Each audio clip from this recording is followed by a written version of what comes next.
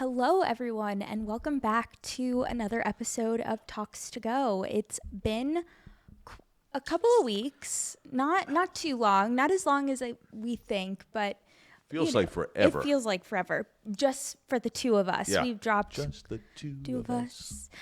We've dropped quite a few interviews and celebrity interviews. Yeah, and that's why us two haven't had the chance to actually sit down ourselves and chat about some of our favorite things and recent sports news and entertainment news. So that's what we're here to do today, because I feel like a lot has happened in the world of sports and pop entertainment, culture. just everything. Yeah. So we have quite a bit.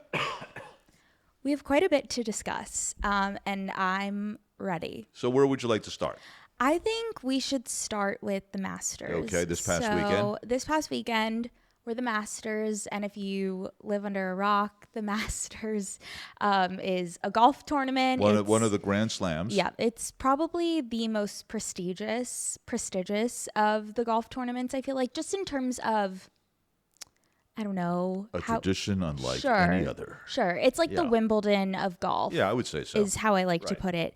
And if you hadn't seen on the news, Rory McIlroy took home the championship. And not only that, he won his career Grand Slam. And I just have to say, and I posted about this on my social, but this is truly the reason why I love sports and why I watch sports is to witness moments like these, because you couldn't script it if you tried. I mean, he was dominating for a little bit, and then it sort of was very up and down, and then him and Justin Rose, who he ended up competing with at the end, it was sort of like a collision course. Like, Justin Rose started out really well in the tournament, and then his score dropped, on Sunday at one point Rory was 4 strokes ahead. Yeah. And you're thinking, more than that, I feel like. No, I think he was at 14 like 4 under. or 5. And then, 4 or 5 strokes. Maybe 5. Yeah. You think he's going to cruise to the finish line, but that was not to be. No, and they were totally on a collision course to meet each other, and they obviously ended up going to a playoff round, and Rory took home the win. And a lot of people had said this, but you can just really see the pressure just fully release and come off of his shoulders. And I'm just really happy for him. Unquestionably one of the better feel-good stories. Yeah. In a while. Recent times. Yeah. No, it was amazing to watch. So I want to ask you a question, because I saw this on social media and I thought it was an interesting question to pose, I guess you could say. At the Masters, you are not allowed to bring your cell phone. Correct. Cell phones are banned, and they've got a lot of rules. A lot of rules. But cell Yeah. phones are banned, and they have phones, they're like dial-up phones that you can go if you need to make an emergency call or talk to someone or whatever it may be. But someone brought up an interesting point that in the photos at the 18th hole when Rory people was are winning, they've got their phones? No, okay. There were no phones, Right. which is what I'm trying to say. So is there's there's a photo at the 18th hole where everyone is celebrating. Rory just won, and no one is recording it with their phone. They're just there in the moment, enjoying that moment. Everyone is so dialed in. The way it used to be. To see. Well, so that brings up my question to you is, should more big time sporting events ban phones? No. I'm saying, even if it feels impossible for that to happen, but should more sporting should everyone be in the moment enjoying? I think you can still be in the moment and have your phone. I do. You can. It's not the same though.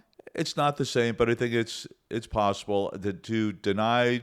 It's like, and I know it's going to merge with something else here, but kind of like White Lotus, right? Yeah. Where they were asked to surrender their phones. Yeah. And for, if you've watched the show, for what reason the dad found it very difficult, right? Because he felt you didn't have to. He had to be in communication. They recommended you surrender. Well, it was highly recommended and strongly encouraged. Yeah. I'll put it to you that way. Yeah. But for one particular reason, he was reticent to do that. And if you watch the show, you understand why.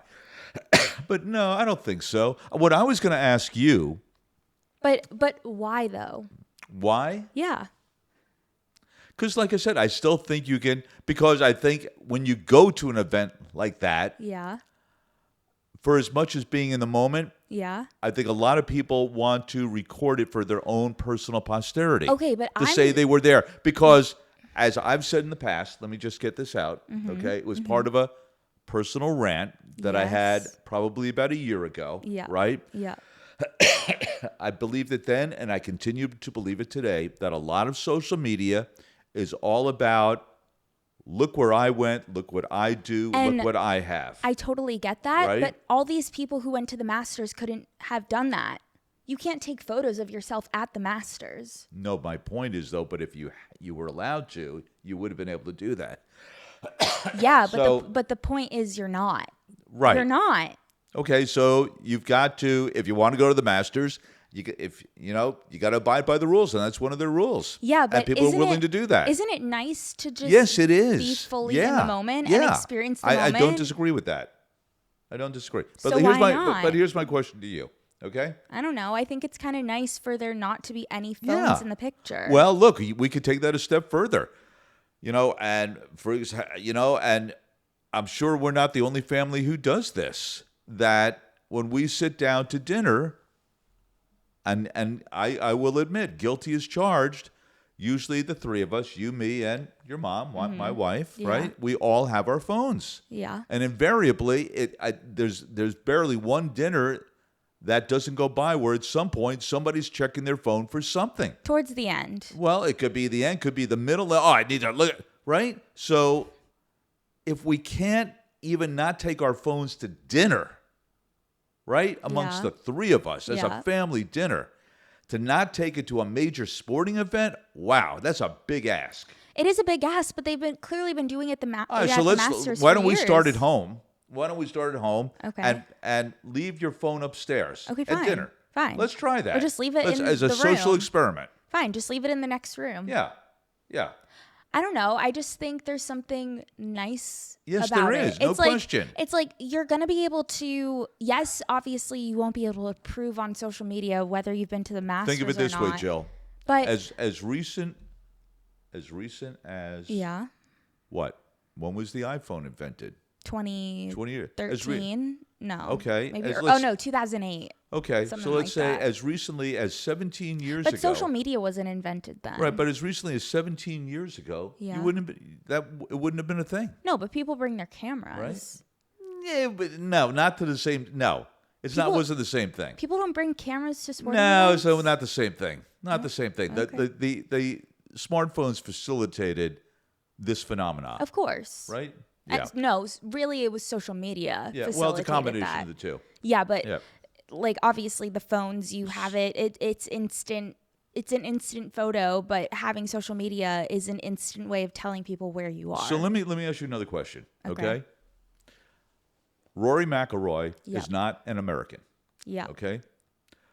I think anybody who watched the Masters on Sunday or the entire tournament, particularly on Sunday, Yeah. would agree. Virtually everyone was rooting for him to win it. Yeah. Okay? So, my question to you is, to what do you attribute that Likeness. emotion on the part of the patrons? Not the fans. Not the But the fans. patrons at Augusta National. Like, why do I think they were? Yeah, why do you so think they were gung so ho for Rory? Yeah.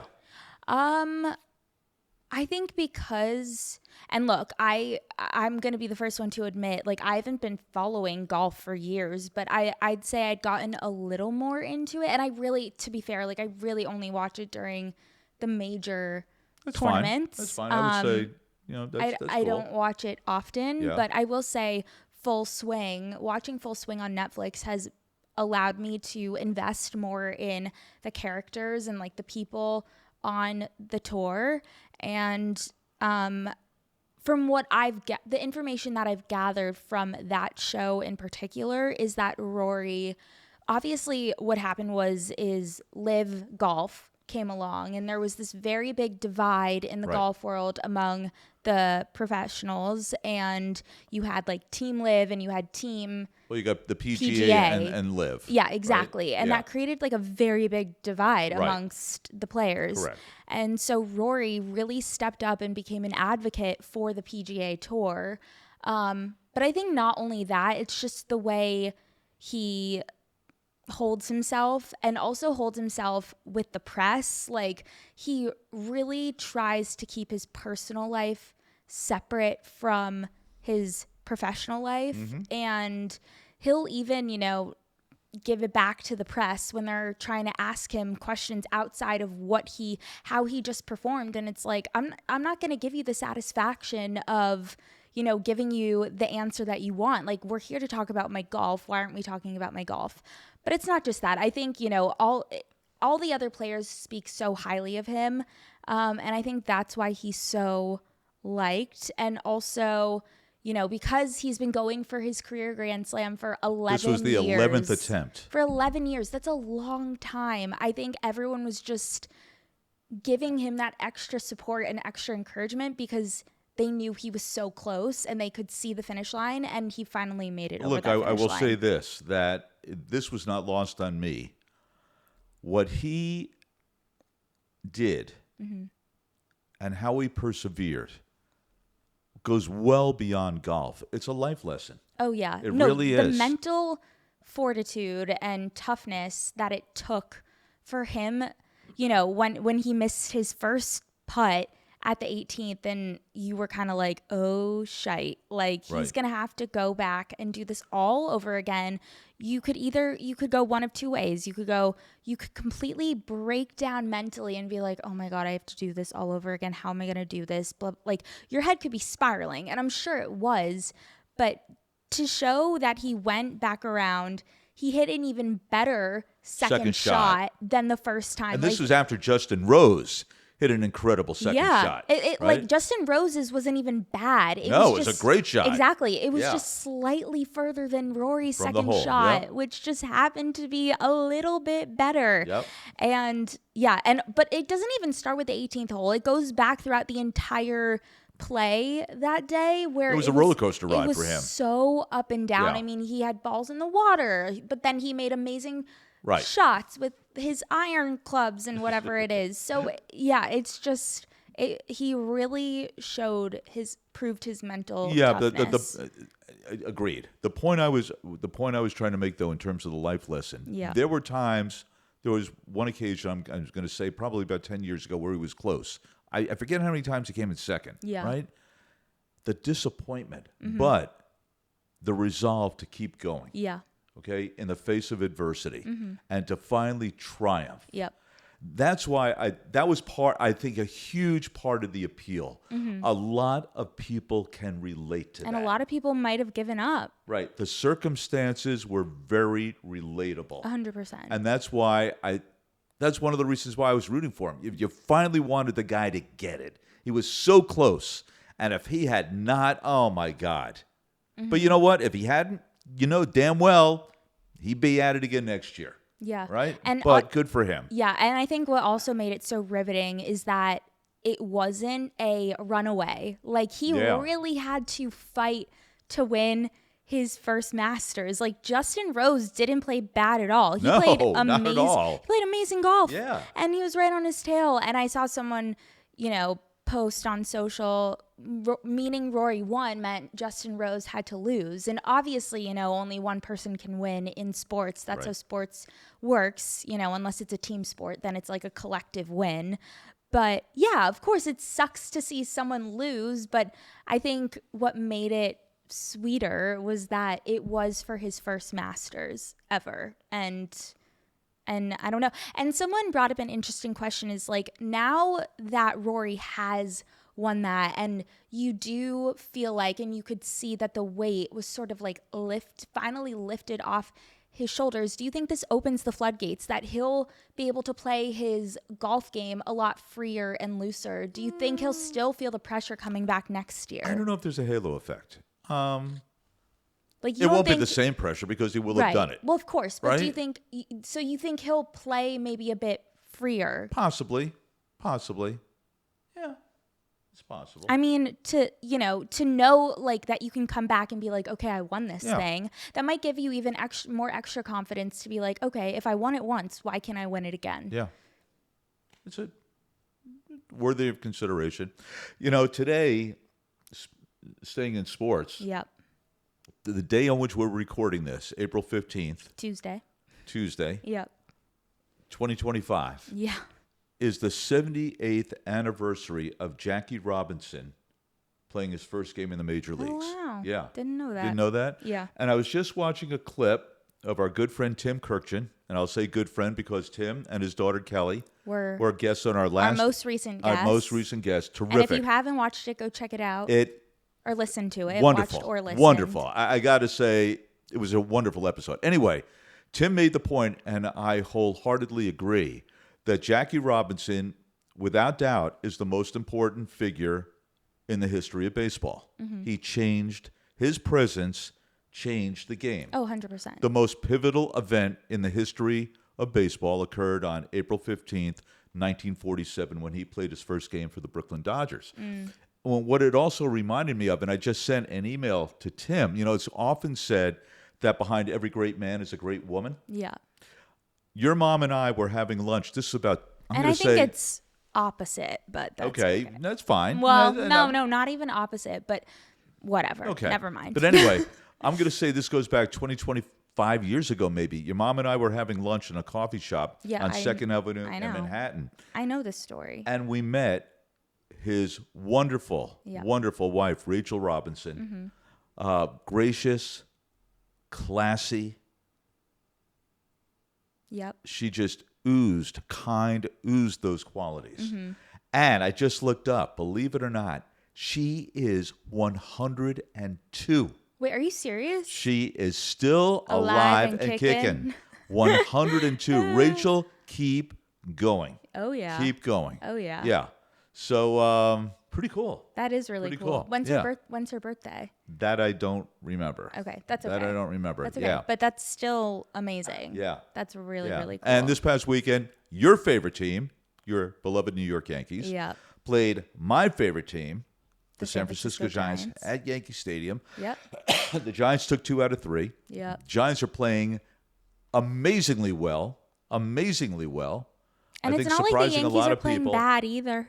No, but it also reminded me, and I half-heartedly made a joke to you. They are now playing in Philadelphia. In fact, they won last night. That they play an afternoon game on Thursday, but it's late in the afternoon, and I've got something else. I almost was very tempted to go down there. We should just go. But the thing is, and people often ask, "Why are you a Giants fan?" And I know why you're a Giants fan. No, it's one of I can't really. It's one of 2 reasons. Okay, the first one was in 1959. 1959. So you were 9. No, I was probably 8 because I wouldn't have turned 9 until the winter, right? So I'm 8 years old. Yep. Scary. And that across date feels the so street from where we lived in New Jersey, the dad of a good friend of mine had been a New York Giant fan before they moved out to San Francisco. And he and his son and my dad and me went down to Philadelphia to Old Connie Mack Stadium to see the Giants play the Phillies at Connie Mack Stadium. And that's what this just said, wow, that would have been pretty cool to go back. So it either happened then or a few years later when the Giants played the Dodgers in a 3-game playoff to win the National League pennant. It was one of those 2 circumstances that led me to become a fan of the San Francisco Giants. But like I said, it brought back memories. I'll never forget. It was a rainy day that we went down there. We had pretty good seats. We sat in the lower boxes down the left field line, down the third base line. And, I remember Hobie Landreth was the catcher that day for the Giants. Hit a home run over the center field wall. May have hit the scoreboard. I don't think I've ever asked you this, but was your dad a big baseball fan? He was a Yankees fan. He was a Yankees fan. He was a Yankees fan. In fact, he told me. So was he disappointed that you became a Giants fan? No, not at all. I think no, we didn't talk about that a lot. Yeah. But he told me that he went to the very famous day at Yankee Stadium. I think it's 1939. Did he ever see Babe Ruth play? I'm going to say, I'm not sure about that, but he went to the game where Lou Gehrig made the famous speech. Yeah. Luckiest man. Wow. Yeah. That's crazy. Yeah, he was there. Wow. He was there. Yeah. That's, well, he grew up in the Bronx, so No, I know. that wasn't hard. Yeah. Yeah. That's But he was a insane. Yankees fan. Wow. Yeah. I wonder- And initially, I was a Yankees fan. I remember going to my first game in 1957 against the Red Sox, wearing my And were they rivals then? yeah, but not to the same degree as that, because Yeah. the Red Sox weren't very good in the 50s. Right. They weren't So good at all. when did that rivalry start? I'm gonna say the 70s. Okay. Really became a fever pitch rivalry. Yeah. Yeah, that's when I think it really. I wonder how much tickets were when Grandpa went to very baseball much. games. Not very much. What do you think like the most expensive ticket costs? Oh my God. I feel like if a ticket was $100, like that probably would. not even that. No, I know. Probably not even that. I know. That's insane Yeah. to think about. But I remember going to that first game in my Yankees pinstripe new uniform with my number 7 Mickey Mantle. Where is this? Where is it? Yeah, I'm dead serious. Where is it? Yeah, where is it's it? in a landfill. I don't That's know. you should have kept that. Jill, you know how long ago that was? That's a mistake, You know how long ago that was? and you know that's a mistake. No, I don't know that was a mistake. You do. I'm wearing. anyway, I'm wearing my Yankees pinstripes. You are. You were wearing pinstripes. I am. Yeah. That's not a Yeah. That's a coincidence. But speaking of baseball, because we haven't spoken together since the season started, and we're obviously just beginning. Yeah. We have yet to give our predictions Okay. for the season. So Why don't we skip all the way to who we think is going to be in the World Series Yeah. and who's going to win the World Series? Yes. Okay. Agreed. Okay. Do you have? I do. I'm going to stick with the prediction I thought of weeks ago. In fact, we were remiss. I was going to ask Tim Kirkshin if he would give his on the interview that we did with him. Yeah. And I blew it. That was my bad. Well, you could have always emailed him and Yeah, I asked could him. have. I could have. That's okay. But we missed then. So I'm not going to change, even though one of the two teams that the American League pennant winner is not playing particularly well right now. But I'm not going to change my mind Okay. because that would be kind of cheating. All right. So I've got my two teams going to the World Series are a repeat of 1969. So representing the American League, my prediction: the Baltimore Orioles. Okay. The National League, the New York Mets. Really? Yep. You're not even putting your Giants in there. No. That's terrible. No, I'm not gonna do that. I'm not even going with the chalk. The chalk would be the Dodgers because everybody was predicting the Dodgers. Yeah. Right? Yeah. But I'm going with the Mets and the Orioles and the Mets to win it all. Okay. Yep. All right. And you know what I'm going to go with? Yeah, I think I know one of the teams you're going with. Yeah. So obviously the Yankees are going. Okay. And I'm going to call it a Subway Series. Okay. And I'm going to say it's the Yankees versus the Mets. Right. And the Yankees are going to tell Juan Soto that he never wished he went over to the Mets. Okay.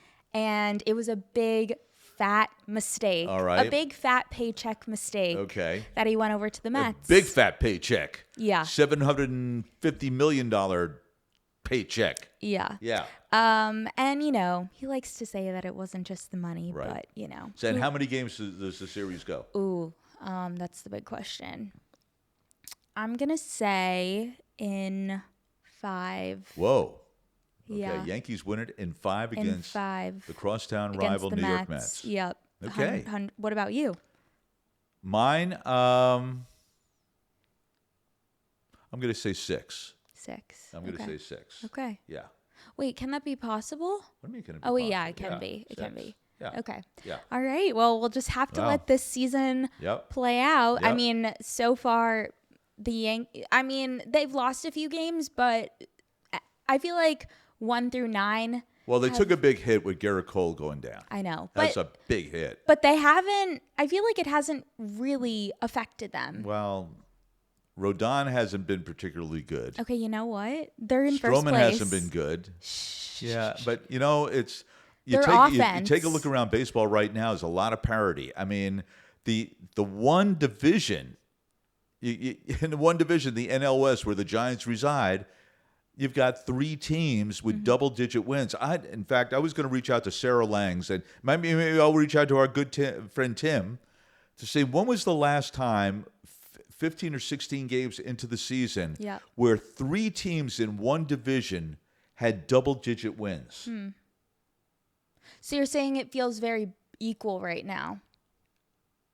Yes, throughout baseball. It's like very balanced. Yeah. Like not one team Nobody's is running dominating. away with it. Nobody's running away with it in any particular division. Yeah, 100%. Padres are playing especially well in the NL West, but the Giants and the Dodgers are right on their heels. So I mean, it's very close. And that's going to be one hell of a race to the finish line in that division. Well, let's not get ahead of ourselves. Yeah. The season it's possible has only started. It's possible you could have 3 teams coming out of the NL West in the playoffs. That would be pretty amazing. No, it wouldn't. Yeah. No, it wouldn't. Okay. Okay. Should we talk about, I know this is kind of like old news, but there's new news every day that's surfacing out of, I feel like, the season finale of the White Lotus. Okay. And by that news, I mean my girl, Amy Lou Wood. I want to start off by saying I love her. Yeah, I think she's pretty cool. Love her. I have liked her pre-White Lotus. Okay, I just want to make that very clear. I watched her in Sex Education. Such a good show, and she's incredible in that show. Her character really goes through this arc throughout the entire series, and she's incredible in that show. And when I saw that she was cast in the White Lotus, I was so excited. I knew she was going to absolutely kill it, and she did. And obviously she's making some headlines recently because SNL decided to parody the White Lotus and call it the White POTUS. And I don't know, there were like a lot of political characters involved, and she was the only one that was parodied from the White Lotus. And she clapped back at them and called it unfunny and mean, I believe, is what they did. Right. And I haven't seen this skit. Like, I probably won't ever. I really don't plan to. I don't think SNL is funny at all. But yeah, I'm glad for her speaking her truth and speaking her mind on it. You know what I like about her most? She's so unfiltered. Yeah, but she's herself. She's very comfortable in her own skin. And I love it. That's what I really like. You go, girl. She's her own person. Yeah. You know, she's screw you. You know, you don't like my teeth.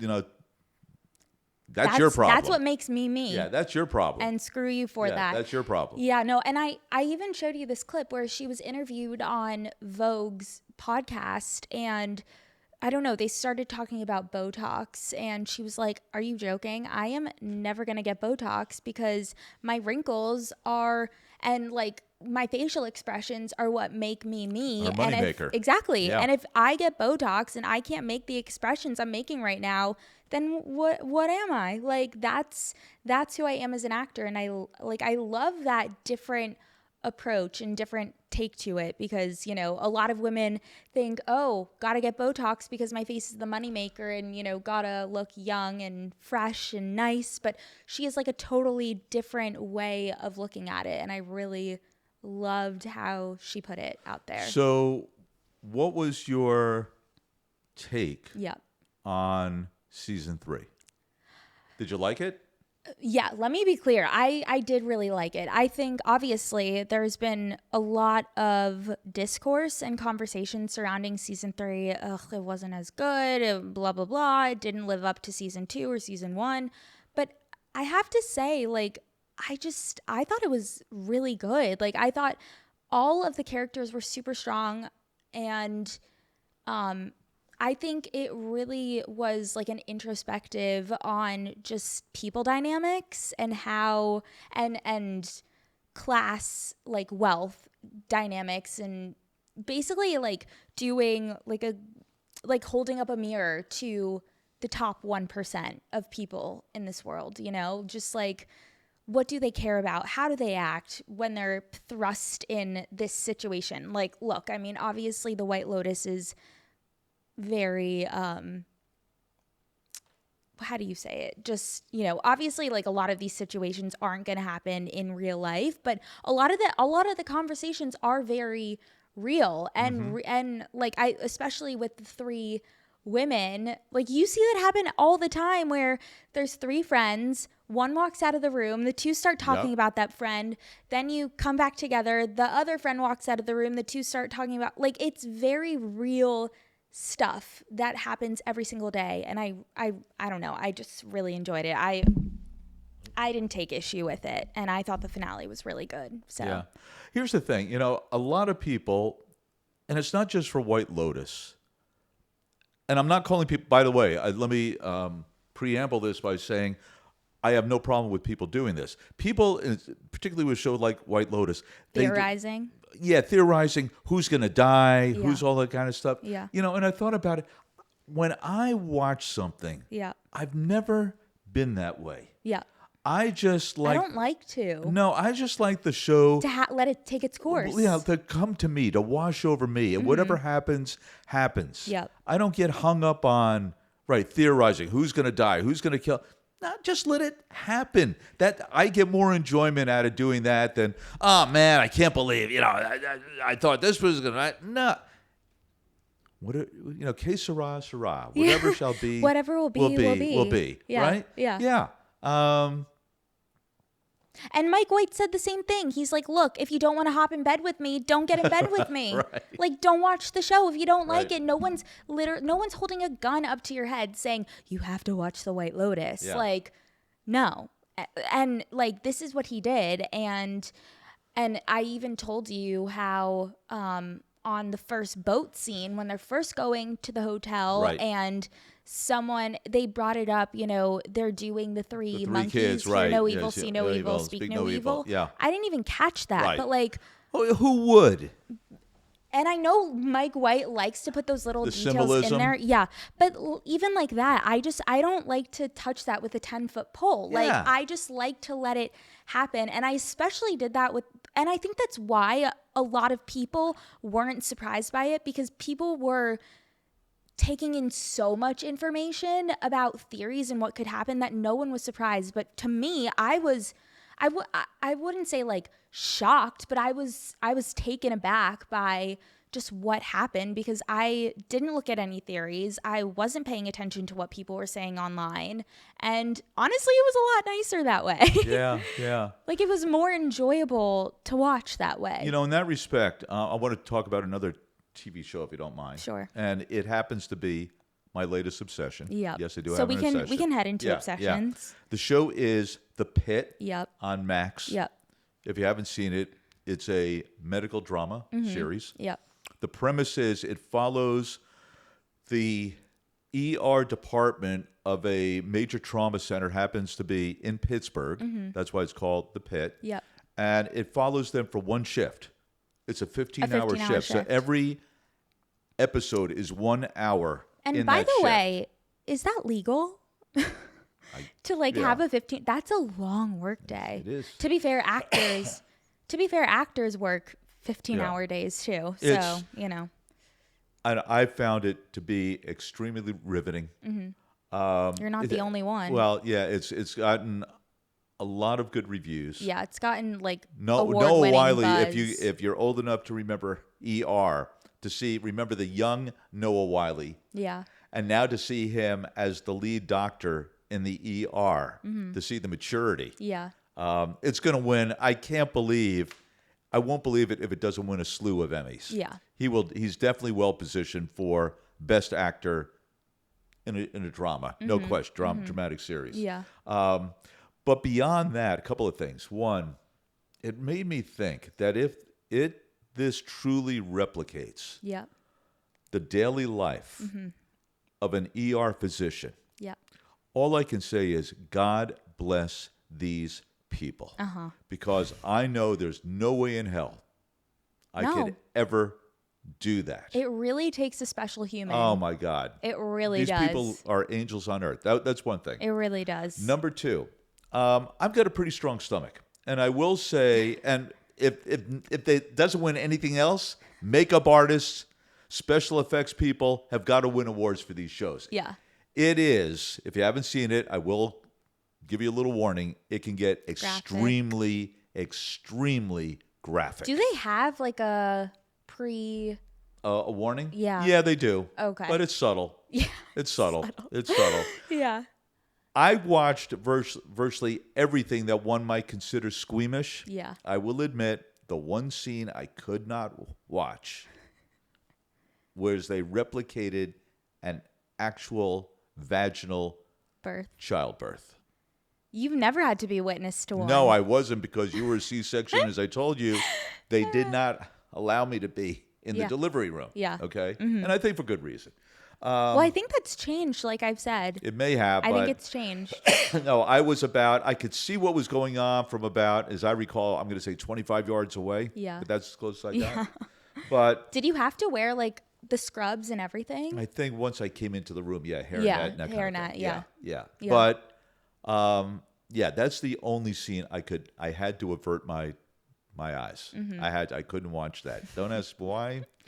I couldn't. But everything else, I mean, there are, I don't want to give it away. Would you say that compared to Grey's Anatomy, a lot of these injuries are more realistic? No question. Yeah. You can't even compare the two Like, these shows. are things that... And what was really interesting... These are things that could occur. Probably do occur. Yeah. Yeah. Okay. Yeah. I didn't realize it after I watched an interview with Noah Wiley. He said, one of the things we made a very conscious decision about to make it even more realistic, no soundtrack, no music. Yeah. But I heard that, like, in one of the scenes, and maybe I'm making, one of the guys was, like, dancing to a song or something. Or maybe that was Pulse and not Pit. No. Okay. You sure? Yeah. No, I did read something where... her name is Catherine Lanasa. Yeah. I hope I'm not mispronouncing her name. She's Yeah. wonderful. She plays the head nurse, Dana Evans. She's terrific. I did read. She, by training, is a ballet dancer. Yes, I did see that. And she went to John Wells, who's one of the executive producers, and said, this. I will not allow you to make me wear booties. Yeah. Because in between scenes, I'm dancing. Yeah. And I've seen clips where she is. I know. She's incredible. Yeah. She is, again, she'll be up for an Emmy too. Yeah. She's the whole cast. Is she the one that I said looks like Edie Falco? Yes. Yeah. The whole cast. Yeah. The cast, who's the casting director, Emmy. I mean, you name it, the writing, everything. Yeah. It's first rate. Yeah. It really is. A lot of people said it's like one of the better shows they've seen on television. Best medical drama I've ever seen. Really? Without question. Really? Yeah. Not even close. Wow. Not even close. You can't put